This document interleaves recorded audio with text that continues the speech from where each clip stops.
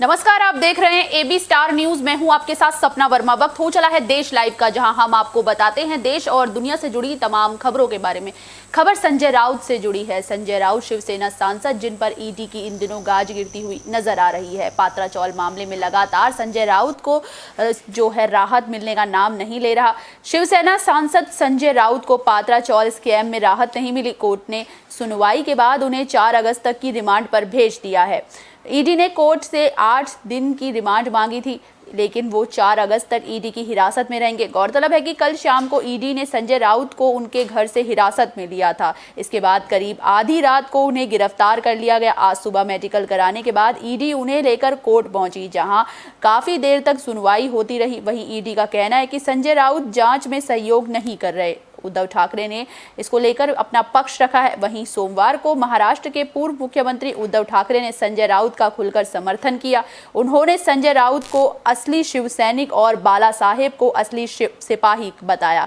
इस दौरान उद्धव ने भाजपा पर जमकर निशाना साधा। उद्धव ने कहा कि संजय राउत उनके सामने झुके नहीं। इससे पहले उद्धव ठाकरे संजय राउत के घर भी पहुंचे थे और उनके परिवार से मुलाकात भी की थी। बता दें कि ईडी ने रविवार रात को शिवसेना सांसद संजय राउत को गिरफ्तार किया था। ये गिरफ्तारी 1000 करोड़ से भी ऊपर के पात्रा चौल घोटाले के मामले से जुड़ी है। इससे पहले ईडी ने संजय के घर करीब 17 घंटे की तलाशी ली। इस दौरान पूछताछ भी की गई। वहीं ईडी की ओर से हिरासत लिए जाने पर संजय राउत भगवा गमछा लहराते हुए बाहर निकलते नजर आए। इसके अलावा वो अपनी कार में सवार होकर बेहद स्टाइलिश अंदाज में ईडी दफ्तर पहुंचे। इससे पहले उनके घर पर काफी इमोशनल माहौल देखा गया। एक वीडियो भी दिखा था जिसमें घर से निकलने से पहले संजय की मां उनकी आरती उतारती हुई नजर आ रही थी। तो किस तरीके से संजय राउत पर पात्रा चौल मामले में राहत नहीं मिल पा रही है।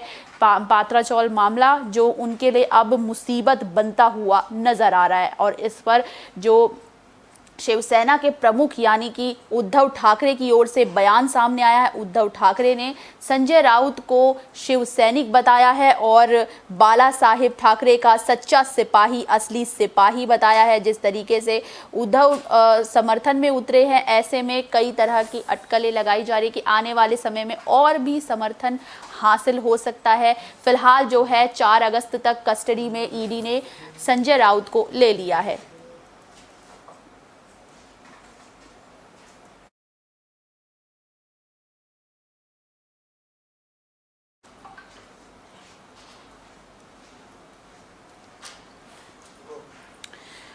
लोकसभा में कांग्रेस के 4 सदस्यों ने अपना निलंबन वापस ले लिया, जिस पर स्पीकर की ओर से भी बयान सामने आया। स्पीकर ने इसको लेकर अपना बयान साझा किया। लोकसभा में अभी तक आक्रामक तेवर नजर आने वाले कांग्रेस दल के नेता अधीर रंजन चौधरी भी अलग अंदाज में नजर आए।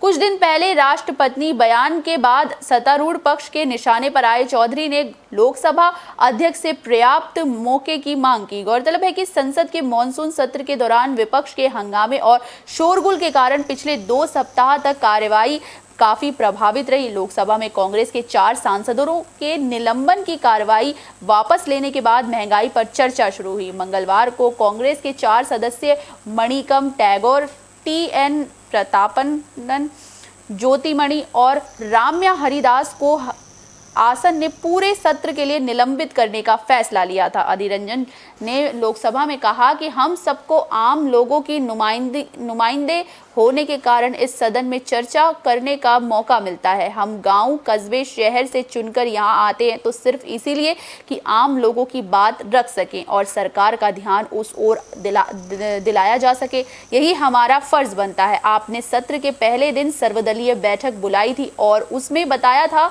कि सदन की उत्पादकता कम हुई है। इस पर लोकसभा अध्यक्ष ओम बिरला ने जब उन्हें अपने विषय पर बोलने को कहा तो अधीर रंजन ने बिरला से उन्हें थोड़ा और बोले देने की गुजारिश की। उन्होंने कहा कि आज बोलने दीजिए सर, इतने दिनों से जमा हुआ है। पीएम मोदी अपने मन की बात कर सकते हैं तो क्या मैं नहीं कर सकता?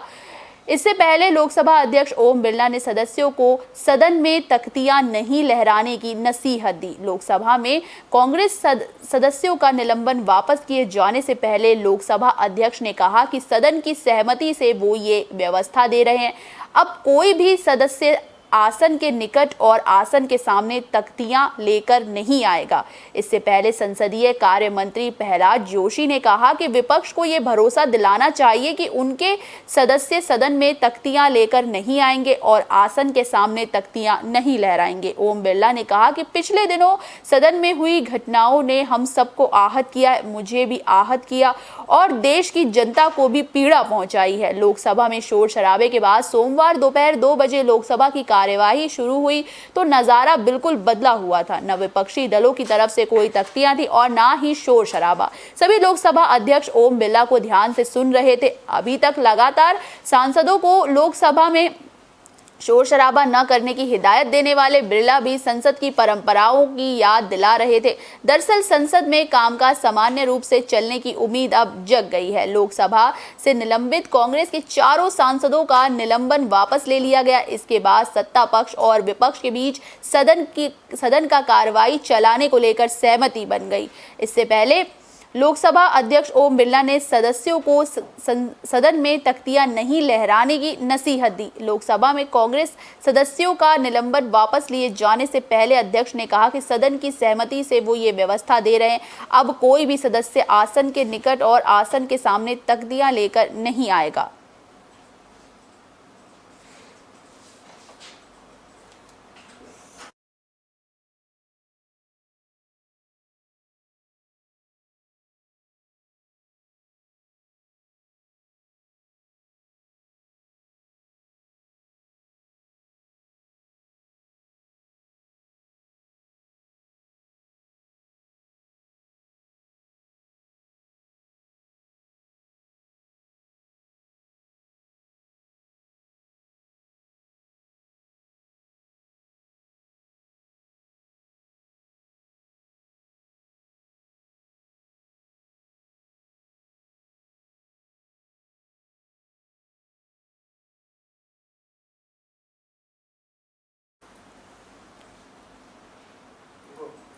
जबलपुर के मल्टी स्पेशलिस्ट हॉस्पिटल में अचानक आग लग गई, जिसके बाद आग लगने से अफरा तफरी मच गई।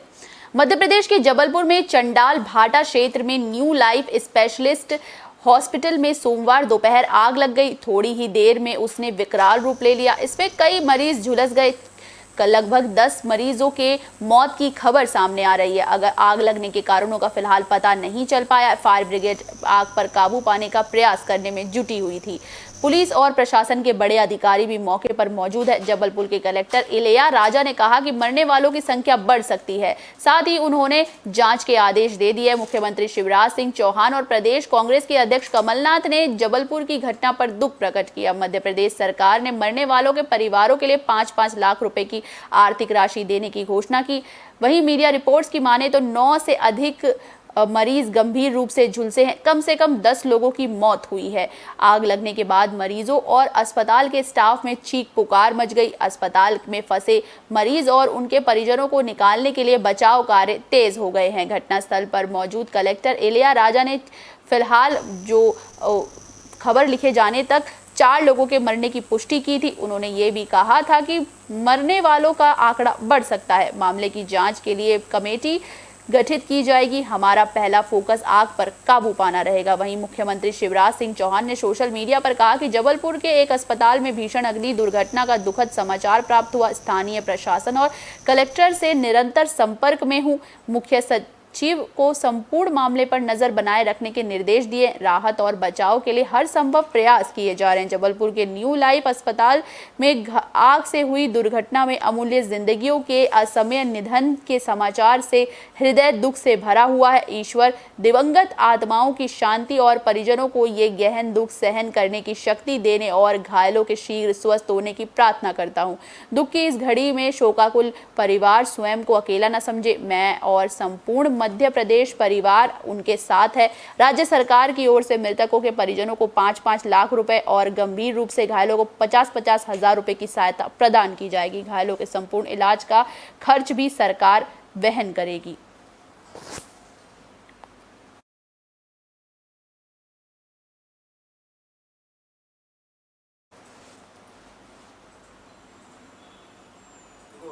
बंगाल की मुख्यमंत्री ममता बनर्जी ने एक बड़ी घोषणा की है। दरअसल ये पूरी घोषणा नए जिले बनाने को लेकर है। 7 नए जिले बनाने को लेकर बात सामने आई है। पश्चिम बंगाल की मुख्यमंत्री ममता बनर्जी ने सोमवार को कहा कि राज्य में 7 और नए जिले बनाए जाएंगे। साथ ही बताया कि मंत्रिमंडल ने इससे संबंधित प्रस्ताव को मंजूरी भी दे दी। ममता बनर्जी ने कहा कि पहले राज्य में 23 जिले थे और इन 7 जिलों के बनने के बाद से ही राज्य में कुल 30 जिले हो जाएंगे। वहीं इस दौरान ममता बनर्जी ने कहा कि सरकार का कोई भी मंत्री ऐसा काम न करे जिससे कि पूरे मंत्रिमंडल को इसका खामियाजा भुगतना पड़े। ममता ने कहा कि मुझे किसी भी कीमत पर यह मंजूर नहीं कि पार्टी पर कोई भी इल्जाम लगाए। गौरतलब है कि ममता सरकार में रहे पूर्व मंत्री पार्थ चटर्जी को बंगाल एसएससी घोटाले में जांच के तहत ईडी की कार्रवाई के दौरान गिरफ्त में लिया गया। वहीं पार्थ की करीबी अर्पिता मुखर्जी के कई फ्लैट से भी ईडी ने करोड़ों की नकदी बरामद की। राज्य के एक वरिष्ठ अधिकारी ने कहा कि प्रशासनिक कामकाज को सुगम बनाने के लिए तो किस तरीके से जो है ममता निशाने पर रही है और पार्थ चटर्जी के मामले के बाद से ही उन्होंने अपना पक्ष भी रखा। और अब जो है नई खबर जो सामने आई उसके मुताबिक राज्य के एक वरिष्ठ अधिकारी ने कहा कि प्रशासनिक काम को सुगम बनाने के लिए ये फैसला लिया गया है, जिसमें कि 7 नए जिले बनाने की बात शामिल है। वहीं ममता बनर्जी ने मीडिया को जानकारी देते हुए बताया कि राज्य के मंत्रिमंडल ने इस प्रस्ताव को मंजूरी दे दी है, जिसके बाद जल्द ही इस पे अमल किया जाएगा। तो जो नए 7 जिले होंगे उनके नाम बताए जा रहे हैं बहरामपुर, कांडी, सुंदरवन, बशीरहाट, इच्छामती, राणाघाट और विष्णुपुर। तो ये 7 नए जिले जिनकी बात सामने आ रही है, जिसके बाद अब जो राज्य में पहले 23 थे अब वो 7 मिलकर कुल मिला के 30 जिले हो जाएंगे।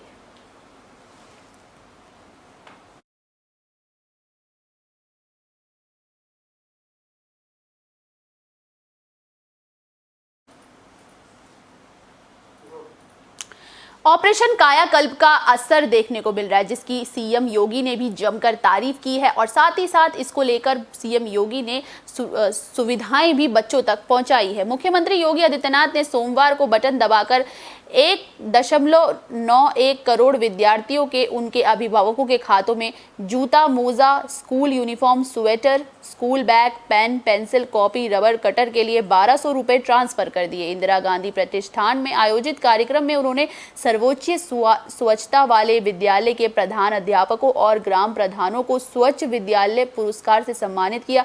कार्यक्रम में कायाकल्प दिव्यांजलि पोर्टल का भी अनावरण किया। इस मौके पर अपने संबोधन में सीएम योगी ने कहा कि 1.91 करोड़ परिषदीय स्कूलों के बच्चों को डीबीटी से पैसा ट्रांसफर कर बच्चों को शिक्षा से जोड़ने का अभियान शुरू हुआ है। स्कूल चलो अभियान के अच्छे परिणाम आए हैं।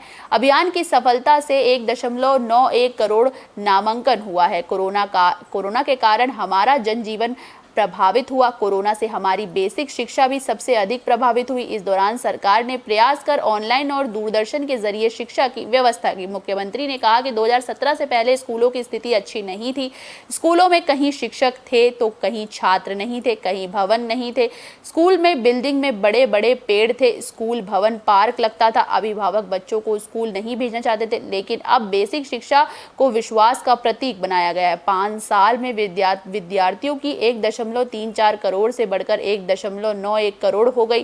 पहले 60% विद्यार्थियों को नंगे पैर स्कूल जाना पड़ता था, अब वो बच्चे भी कॉन्वेंट स्कूल की तर्ज पर स्थापित परिषदीय स्कूल में जा रहे हैं। उन्होंने कहा कि शिक्षकों पर बड़ी जिम्मेदारी है। बच्चों का माता पिता के बाद सबसे अधिक संवाद शिक्षक से ही होता है। बच्चों की बेसिक शिक्षा की जिम्मेदारी के वाहन शिक्षक है।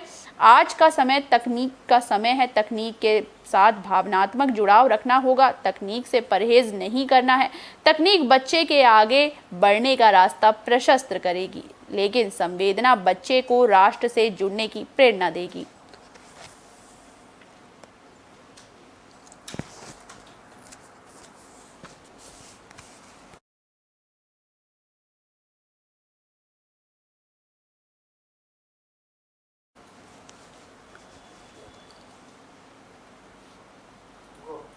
भारत में मंकी पॉक्स भी अपने पैर लगातार पसारता जा रहा है। जब बात आती है कोरोना महामारी को लेकर और अब बात आ रही है मंकी पॉक्स को लेकर। मंकी पॉक्स की वजह से एक शख्स की मौत भी हो गई है।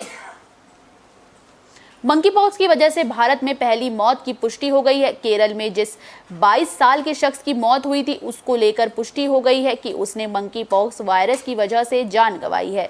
ये शख्स यूएई से लौटा था। शख्स की जान मंकी पॉक्स वायरस की वजह से गई है या नहीं उसका पता लगाने के लिए सैंपल एनआईवी पुणे भेजा गया है। वहां नतीजे पॉजिटिव आए हैं। इस शख्स की मौत केरल में हुई है, जो कि 30 जुलाई को हुई थी। मंकी पॉक्स को लेकर बढ़ती चिंता की वजह से केंद्र सरकार भी एक्शन में। केंद्र ने एक टास्क फोर्स भी बना ली है। इसकी अध्यक्षता डॉक्टर वीके पॉल और स्वास्थ्य सचिव राजेश भूषण कर रहे हैं। भारत से आने वाले पहले यूएई में युवक की जांच की गई थी। इसमें कि मंकी पॉक्स की पुष्टि हुई। युवक 22 जुलाई को भारत पहुंचा था और 27 जुलाई को अस्पताल में भर्ती हुआ था। शनिवार को युवक की मौत के बाद उसके परिजनों ने यूएई में जांच हुई रिपोर्ट अस्पताल को सौंपी, जिसके बाद महकमा सख्ते में आ गया।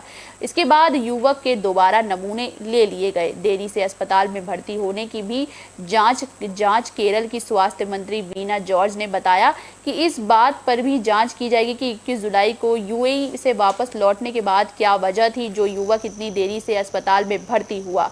वही बात की जाए एजुकेशन और हेल्थ स्टैंडिंग कमेटी की सदस्य रेंजनी ने बताया कि मृतक परिवार के सदस्य और कुछ दोस्तों सहित 10 लोगों के साथ सीधे संपर्क में था। अभी तक इस मामले में 20 लोग क्वारंटीन कर दिए गए हैं। उन्होंने बताया कि स्थिति पूरी तरह से कंट्रोल में है और घबराने की बात नहीं है। इस पूरी पुन्नुयूर ग्राम पंचायत के सदस्य मंकी पॉक्स से संक्रमित एक युवक की मौत के बाद स्थिति पर चर्चा करने के लिए एक बैठक बुलाई है। तो किस तरीके से मंकी पॉक्स से अब एक शख्स की मौत का मामला सामने आया, जो कि यूएई का बताया जा रहा है। यूएई से ये भारत आया था, जिसके बाद इसकी मौत हो गई थी और 27 जुलाई को इसे अस्पताल में भर्ती कराया गया, जहां पर इलाज के दौरान शख्स की मौत हो गई। वहीं 10 लोग जो उसके संपर्क में आए हैं उसे क्वारंटीन पर डाल दिया गया है और फिलहाल जो लोगों को जो बयान सामने आ रहे हैं अधिकारियों के, उसमें ये साफ तौर पे बताया कि किसी भी स्थिति को पूरी तरह से कंट्रोल में कर लिया गया है, तो घबराने वाली फिलहाल कोई बात नहीं है।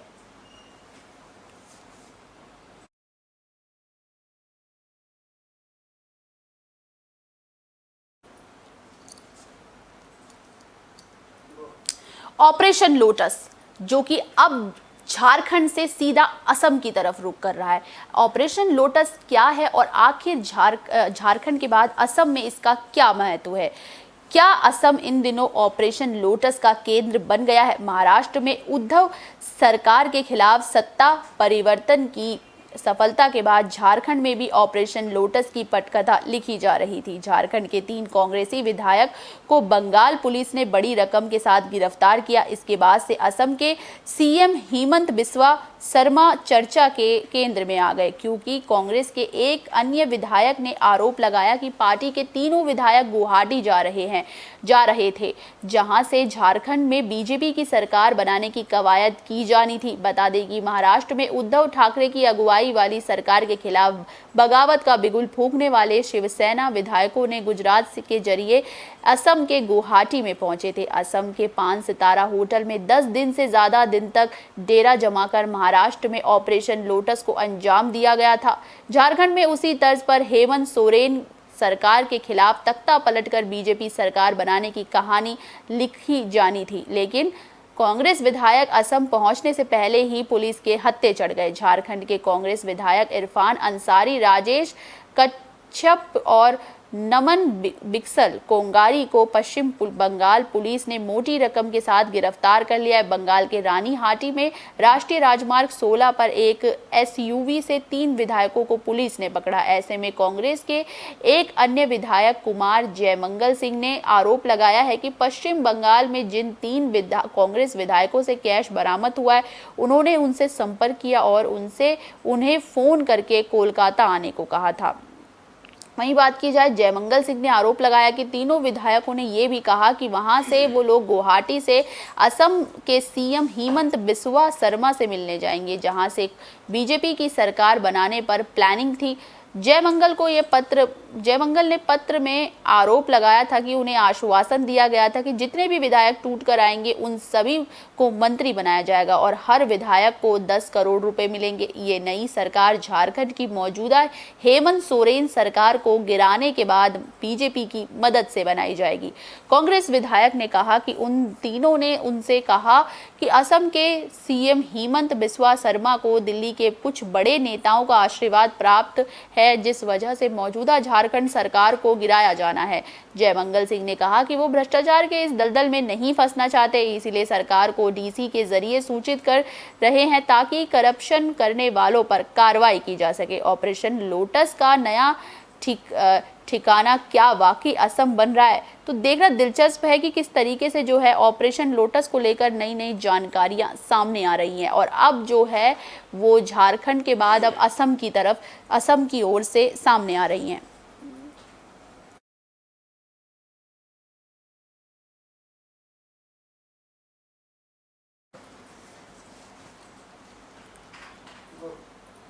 देश लाइव में फिलहाल के लिए बस इतना ही। मुझे दीजिए इजाजत। देश और दुनिया से जुड़ी तमाम खबरों के लिए देखते रहिए AB स्टार न्यूज़। नमस्कार।